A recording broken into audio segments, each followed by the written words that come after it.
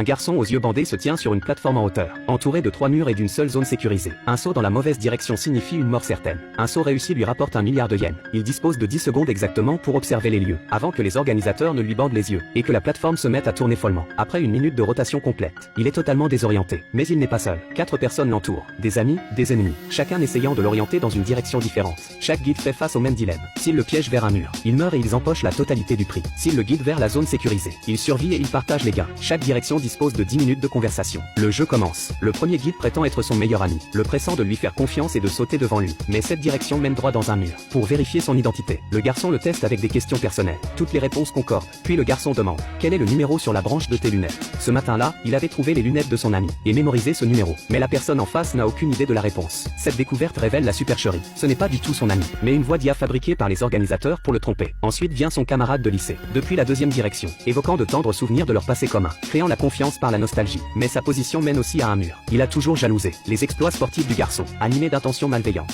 Juste au moment où il est sur le point de réussir, le garçon demande dans quelle direction pointent mes lacets. Le camarade regarde par un trou dans la plaque métallique, mais ne voit que les genoux du garçon. Ses chaussures sont hors de vue. Tentant sa chance, il répond: tes lacets pointent droit devant, sans réaliser qu'il se trompe complètement. Le garçon sait qu'il ment. Ses lacets s'étaient défaits plus tôt. Si son ami voyait vraiment bien, il l'aurait mentionné. Cela prouve que cette zone n'est définitivement pas la bonne. Il ne reste que 2 directions. Pour corser la difficulté, les organisateurs font apparaître les 2 derniers guides simultanément, tirant les leçons de ses rencontres précédentes. Le garçon a élaboré une stratégie. Le 3e guide est son rival en compétition. Le garçon place une pièce sur le bord de la plateforme et demande sa valeur. L'adversaire prétend qu'il y a trop de reflets. Un membre du personnel lui tend alors un miroir. Après avoir vérifié son reflet, il annonce que c'est 50 yens. Le garçon place ensuite une autre pièce du côté opposé, où se trouve la présentatrice. L'hôtesse dit qu'elle a oublié ses lunettes et ne voit rien, mais insiste sur le fait que c'est la zone sécurisée. Le garçon se méfie. Il lui faut davantage de preuves. Cette fois, il place 2 pièces et interroge à nouveau son adversaire. Étonnamment, l'adversaire répond immédiatement, ce qui éveille les soupçons. Pourquoi a-t-il répondu si lentement avant, et maintenant instantanément? Puis le garçon place une pièce selon un angle où seule une personne regardant d'en haut peut voir sa face. De l'autre côté de la plateforme, elle est totalement invisible. La présentatrice réalise immédiatement que c'est un piège, mais son avertissement arrive trop tard. L'adversaire s'est déjà trahi. Le temps presse. Sans hésiter, le garçon bondit en avant, atterrissant sain et sauf dans la véritable zone sécurisée.